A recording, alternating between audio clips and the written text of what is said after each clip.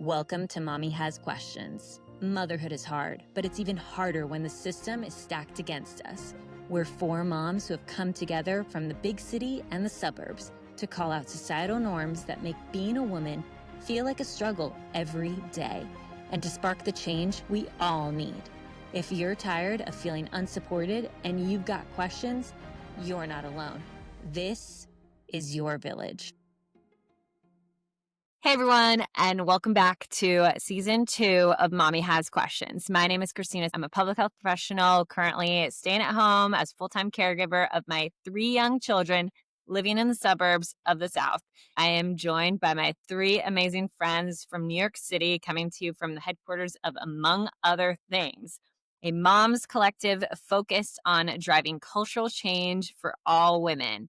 Hi, ladies. Hi, I'm Jess. Hi, I'm Jamie. Hi, I'm Tiffany. Awesome. Hi, ladies. All right. So with the events that have transpired, I've really felt a shift in the culture in a way that I just don't feel safe anymore talking about the things that I am passionate about with people that I meet in passing or even at a soccer game. I'm like, I can't talk about advocating for women and the work that I do with you all because it just doesn't feel like the environment is safe for that anymore. And it is really, really feeling rough. So my question is, why don't I feel safe anymore talking about advocating for women in today's climate? Mm-hmm. Yeah, that's a super heavy question and it sucks. And I don't think you're alone in that feeling at all. I think the sentiment is heavy, even if you're a blue dot in a big blue state. I mean, we can jump right into the fact that the evidence that you're not alone in this shift is prevalent outside of even women's specific spaces. In the corporate world, we're seeing a really big shift away from DEI. We all know why. We've heard the rhetoric and the language around why DEI is bad. I should put bad in quotes, right? And it's been really interesting being in that world and seeing different terms being used or conversations around belonging and inclusion as opposed to equity for all or You can't say inclusion. right. You can't even say inclusion. So it's just belonging. Inclusion is the I, a DEI. A DEI has been banned from the world. Yeah. And we can go deeper on that, but I just wanted to validate your feeling that you're not alone. It's not just you, and it's not just in women's specific spaces. The exact same thing is happening in film. Mm-hmm. At Fair Safe Films, we were working on a project about women's rights, and we literally just kind of put it to the back burner for now because trying to raise funds on that subject we know is going to be a complete uphill battle. And it's incredibly sad that talking about women's rights has become controversial.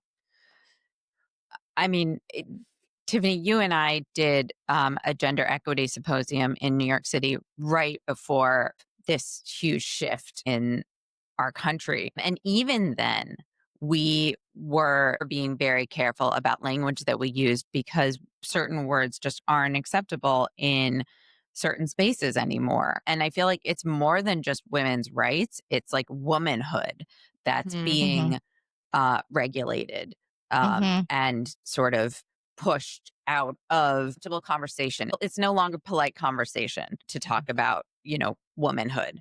And it's, I mean, incredibly frustrating because the only way that women have ever made progress in bettering their own lives was by talking about their problems and what was going on. At the symposium that we were talking at, Tiffany, you talked about sewing circles as being one of the places where the abolitionist movement was planned and how those were safe spaces for women to talk about things that affected them, that were real world issues. And now even the idea of having a sewing circle feels controversial. I want to unpack, Cristina, a little bit the sense of discomfort, where it comes from, how you're feeling it, because I do think for people who are listening to, and if they're feeling the same thing, understanding the root of it allows us to go into a space where we can find clarity on it and then maybe make some adjustments or move forward. Mm-hmm. So for you, where is it coming from, or like who is it with, or like can you go a little deeper on the discomfort, so to speak? Yeah, absolutely. I mean, it's definitely something that one, I am always wary of where I go into conversations with Sure. anybody, especially living here in the South. I think here everybody follows that mantra of like, don't talk about religion or politics.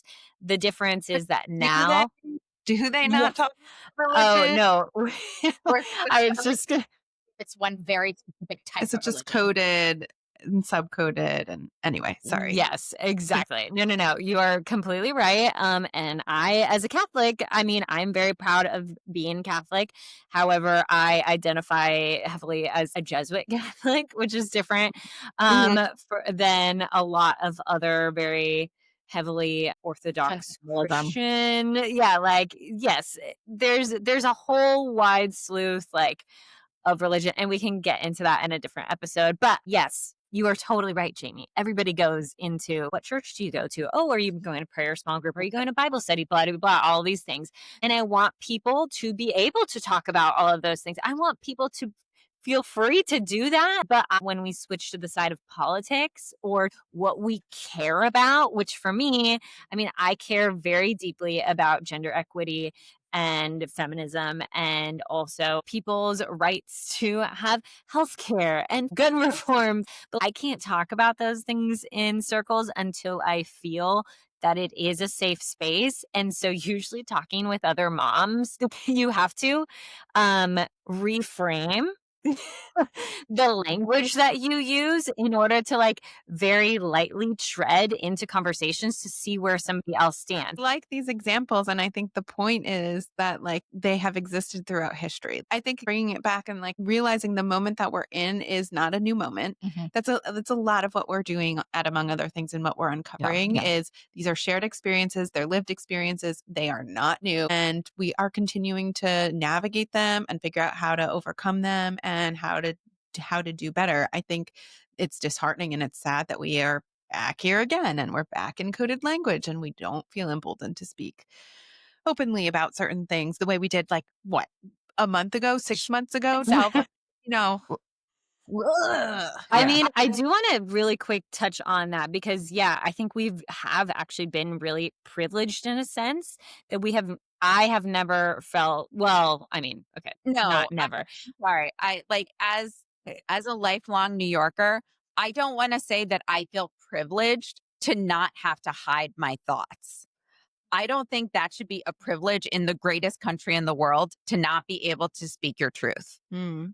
So, I So mean, going from the other side, though, talking about it from the right, they have felt like they have had to hide their true thoughts. And so that's they have not been able to be openly, racist, Right. sexist, And that's the hateful. point, though. You can be yeah, openly racist, sexist, and hateful, yeah, but you're going to feel the impact of that language and that behavior when you use it on other people. yeah. You can be So, hateful, and then also people cannot want to be around you because you're hateful. and Like total freedom And on here's both the sides. difference in how we're feeling versus I think how they're feeling is when they felt they couldn't speak their mind and say bigoted things or racist things, they were then ostracized from the community. They were just removed from the conversation or stigmatized or given a label or whatever it is. And the labels were often true. Let's just say that. For us as women, we feel like if we are speaking our mind on these things, we are in fear for our lives of physical violence. And I think that's the mm-hmm. difference right there, because that is always the baseline that we operate from as women is fear of violence. Yeah. And I want to just throw out a thought. First of all, we all know it's by design, right? That fear is on purpose and it's to silence us. I also push back on the idea that it's actually real. And hear me out on this. Mhm. I watched this activist speak and she said something that kind of shook my world. And this is what she said. Is it fear or is it discomfort? And Mm. often we confuse the two because they want us to confuse the two. When I say they, I mean, right now, the federal government is literally cracking down on free speech, as we all know. I don't think that that is controversial to say. I don't even care if it's controversial to say. It's just true. And in trying to silence free speech, or in that way that they're trying to shut us down from having these conversations, They're trying to get us to police ourselves because the easiest way is to get us all too scared to talk. That is so much easier than actually changing the laws and policing individuals, right? So it's much easier to just make us all afraid and keep us silent than to actually silence us. And this is authoritarianism. This is fascism. This is how dictators have always come into power. They first try to just instill so much fear into the other side, the people who are resisting them, that then that side just silences themselves. So in remembering that it is by design, it's helping me go, oh, I can just choose to keep talking. Yeah. And yes, it is scary and I can feel that fear, but I can also recognize that a large part of that fear is just discomfort. I did not feel uncomfortable talking about feminism before this shift in the culture. Now I feel uncomfortable, but maybe I don't have to be afraid. Maybe I can just sit in the discomfort. And real resilience and real growth always happens in discomfort. Tiff, you know how we're all busy moms carrying a mental load that feels like 12 tabs open on Google? And then your kid does something so cute that you want to freeze it forever, not just as a photo, but actually capturing the moment. I know exactly what you mean. And sometimes you want to capture more than just a photo. You want to capture what is truly happening in the moment and not forget the meaning behind the photo. Well, now there's an app to do exactly that. Poppy is the beautifully designed photo app that lets you add voice notes to your photos so you can tell the story behind the smile in seconds. Yep. Now you can capture the moments that matter effortlessly with Poppy, the voice note memory app for modern moms. Download on iOS or tap our show notes and use our promo code Mommy Has Poppy for 3 months free at checkout. I'm a private person and I don't want anybody finding out where I live. I don't want anybody finding out my kids, where they go, etc. I don't want there to be any risk. Like, I listen to too much true crime. Of course. As a woman, I am always on alert of all of the possibilities of how somebody might attack me, kidnap me, or worse, in a public setting. And even in a private setting. Like, I've just been always on edge about that. But especially as a mother, we as mothers must protect our children. Like, that is our job. And that is another way, actually, that we are silenced even more so because we have the responsibility of other humans. And so we cannot expose ourselves as much for fear that we will be exposing our children. And I'm okay exposing myself if it doesn't hurt my kids. But the fact is that as a mother, I am associated with my children and that might expose them and hurt them. But I want to say, if they're going to go get people for being on a podcast, they're going to be after a whole lot of people. And also, no offense, you're not that famous. I know. But this is how it works, right? This is how it starts. And I think by saying they and not giving them a face, by making them just a cloaked boogie man in the corner, that's giving them more power and weight. Exactly. Because the truth is, Cristina, is that you're talking about the federal government. And we're all scared of the federal government right now because the federal government wants us to be scared. But the federal government is really, really focused and spending a lot of time and a lot of resources going after brown, undocumented people. And you are not one of them. which is true. And in my opinion, it is our duty as non-undocumented brown people to keep these conversations going because the most vulnerable are not us. We are actually not the most vulnerable. We are for people with a lot of privilege. And if we start silencing ourselves, we're all doomed. We're in trouble. Like, we might as well just throw in the towel. We might as well just, like, decide that we're, oh my God, Tiffany, you in just Saudi gave Arabia. me you just gave me chills. Honestly, it's just true. It's just true, you guys. It comes down to us. We have to carry the torch forward. This is a moment in time when we are going to have to become more courageous and more brave. And we got to do it for our kids. Mhm. Like, do we want our kids to live in an America where you're scared to say the word feminism on a podcast? Like, is that really the country you want your daughter to be where you're growing scared up to in? wear pants because it might be illegal as a woman. Or say you're Catholic? Yeah. I mean, like, it's nuts. It's crazy. This is actually the moment in time when this podcast just became even more important. The work, and among other things, just became even more important. And as long as we're not breaking the law, as long as we're not inciting violence, as long as we're not committing crimes, we have to stand in our right as American citizens, regardless of what fear they're trying to implement into us. Well, We have and to resist it. I want to say that you were like, who are we scared of? We're scared of the federal government. And as a Jew, as a German Jew, that's exactly who was persecuting my family. My dad's parents both left what would become Nazi Germany because people were scared and didn't speak out. That's right. Mhm. That's exactly right. And it was exactly the upper middle class white people who did not speak up enough to stop Nazism from becoming a thing that rounded up my family. So it is incumbent upon us as the privileged people to say no. You can always say no. There is so much power in saying no, and not to go too deep on like the very sad Holocaust things, but like so many stories of resilience are of people saying no. We have to keep saying no, this is unacceptable every time we see it. That doesn't mean that we need to literally put ourselves in danger. No. But nothing is actually being threatened until something is actually being threatened. Exactly. Let's not decide that they're going to come after us before they come after us. Do you know what I mean? Like that's giving them the win. Like you're literally just handing all of your power to them, whoever they are.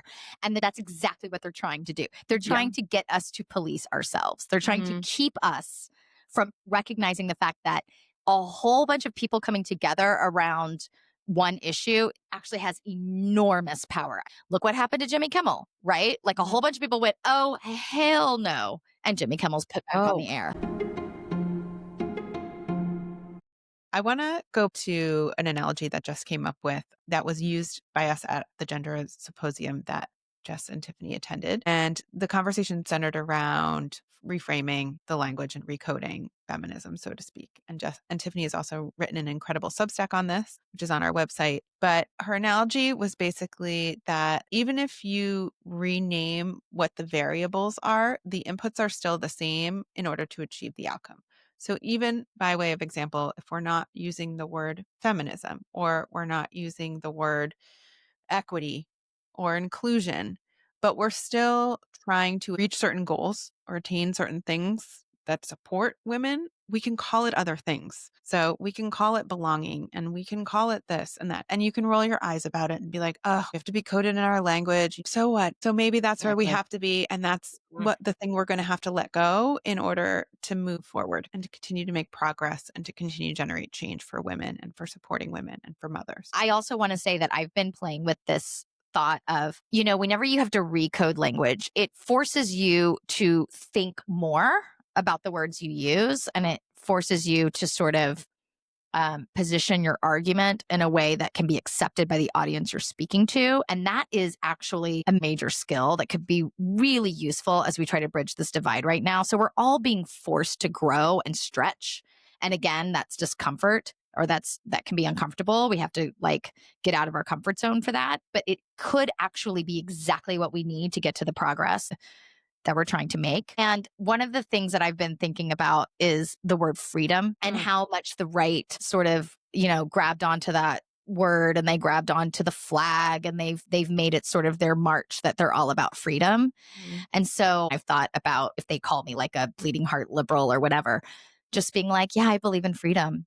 I am a liberal because I believe in freedom. Taking back the power from their language. Yeah, because right now they're banning books, they're banning women's rights, they're banning women's bodies, they're banning language, right? They're not about freedom anymore. So let's just take that back. And the other one that I love is law and order.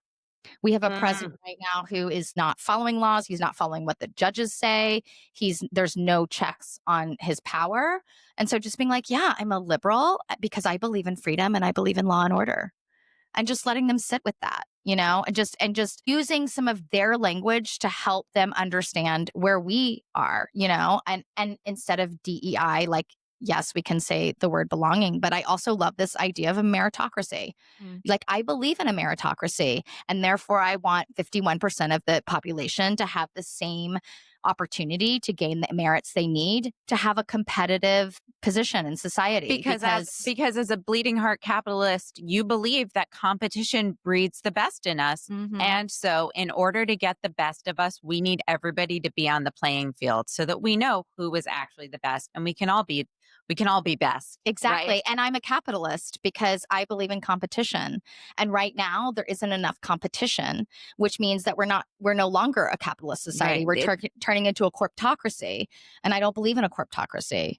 You know, That's not the free market. That's not a free market. That's not the free market. Yeah. Yeah. It's time to just start using their language, try to get on their level and try to help them understand that we're actually all very much the same. And certainly we can argue about policy and we can argue about, you know, those old school political arguments that we Republicans and Democrats used to have on how to achieve the same goal, which is ultimately that everybody has the right to choose the life that they want to live and that everybody should have the right to compete in a free marketplace. And let's see if we can go back there, because that was a very civil disagreement. And I'm happy to have those kinds of civil disagreements again. You know who reframes language really well and does it, but in a very funny way and in bits on social, is Walter Masterson. Matherson? Yeah. Masterson. Yep. He often does bits where he goes to right-leaning events and basically uses their exact language, but in a different way, or like brings it right back to them. Yeah. It's very Hilarious. Yeah. I mean, there's also reflective language, right? So, which is whatever somebody says, you just say it right back at them with no judgment, no inflection, just flat. So somebody says, I believe everybody should have the right to do so and so. You believe everybody should have the right to do so and so. And then see where they go with it, because that will make them think deeper about it. It will make them hear what they're saying. Things that we say, that we repeat, that we hear other people say, take on the power of truth. And if we aren't happy with the truth, we're not going to keep saying it. I also want to say something about anger, which I heard. Anger exists as an emotion to move us out of the space that we are in. That's why we experience anger. Anger is, this place is not safe. We have to move, or we have to change it, right? The fight or flight. Women tend to then collect the children and the other women to protect the society that they've created. So in that sense, anger is alerting us to something deeper that we need to pay attention to. I think this is the bleeding heart part of our liberal bit. Although I will have to say that spouting the same stuff that I'm saying here, I have been called a Republican. So I don't even know where I necessarily fall on any sort of political spectrum, because my thoughts and feelings don't neatly align in any one category. I just feel what I feel. I just want to say that it's not because you've changed, Jess. It's because the categories have changed, right? The categories have become so extreme and they've become all or nothing. Like you have to either be a bleeding heart liberal or you have to be MAGA. Like there's no in between. But the truth is the majority of America is in between. And if the in between people, which is really all four of us, are unwilling to have these difficult conversations and to figure out new language and to go to the middle and say, hey, you're a human, I'm a human. Can I find the humanity in you? Can you find the humanity in me? And have these conversations, then the left and the right are going to break us in half. So it's like, it's up to us. Yeah. We have to have these conversations. And can we have them in a way where we can find civility and we can find humanity in the other person having a different point of view than ours? Can we stop and listen to that point of view? That, to me, is the way out of this. The more people that do that, the closer we're going to get to some sort of resolution where we can have peace. And I don't want to discount, Cristina, your feelings or the challenges that you feel you're up against in like combating this experience you're having around not being comfortable talking about feminism or making things better for yourself as a woman. I think it's easy for us in other places to do that. I think the point and the purpose is to recognize that you're not alone in the experience. We're all feeling it, and it's okay to ease into wanting to create change or to speaking up but you don't have to carry the whole burden on your shoulder. You don't have to have the conversation with everybody. Well- I think it's perfectly okay to be like, okay, you have an extremist point of view, and I'm not going to be able to change your minds. But we can also start with, I'm trying to figure this out. How do you feel? I am gathering information. That's in interesting. in a space you don't Mhm. feel safe, you say, I'm gathering information on this topic because I haven't formed an opinion. What Mhm. is your opinion? How did you arrive at that opinion? Mhm. Um, I so we're actually in between the high holidays tonight. Yom Kippur starts, and I have to be super nerdy. Read you something that was in my prayer book. It always really strikes me. I find it every year. I'm going to read it. To think the same way, to share the same opinions, this is not peace. Mm. Unity is not uniformity. True peace comes through the expression of differences, many perspectives, each offering a partial view of the truth. Mm. Mhm. Oh, I love that so That's much. beautiful. Yeah, that is beautiful. You know what I love about that is that saying nobody has all the right answers and Right. nobody has all the wrong answers, right? Mhm. It's in the all or nothing thinking that we get into trouble every single time. If we're just all willing to start listening to each other and start deciding, you know what, you're human, I'm human, we're going to have a civil conversation even if at the end of the day we disagree. Imagine the power in that. Mhm. Yeah. And the point being that you can't shy away from having these conversations. I do think we have a unique ability to have more conversations with other mothers, and again, like, bridge that gap. So I just want to talk about how can we reclaim our power as women who are also mothers in order to have these conversations in a really positive way to actually change the culture. Mm. I think we have to start by having the conversations. I think the safest way to do that, the easiest way to do that, is coming from a place of learning. You're trying to learn, you're trying to figure something out. You want to be taught. That's a very feminine place. So, as women, it's very acceptable for us not to know everything and to be trying to figure it out. I think mothers talking to mothers is something that can happen pretty easily. Women who have kids love to talk about their kids. They love to talk about parenting. I think there's always an entry point there. Yeah. I think you can always find humanity in another mother. Like even just thinking about these trad wives online, right? I don't necessarily agree with a lot of their perspectives on the world and on who they think all women should be. However, I can get behind a good sourdough recipe. You know what I mean? I can appreciate the fact that you want to feed your children healthy food. I can get behind the idea that you're trying to lead a sustainable lifestyle that doesn't harm the environment. There's definitely a lot of humanity there. At the end of the day, you're trying to serve your children because you believe in being a nurturing and loving parent. And I also believe in being a loving and nurturing parent. So there's a lot of commonality that we Yeah. can find that is outside of politics. It's kind of like applying the improv concept, the yes and Oh, concept yeah, I like to that. this. And just to run with the analogy that Tiff started with is, yes, I support healthy children or feeding my kids good meals. And yes, I believe in this thing that you also believe in. And I also believe it should not be only my responsibility as the woman to Right. do that.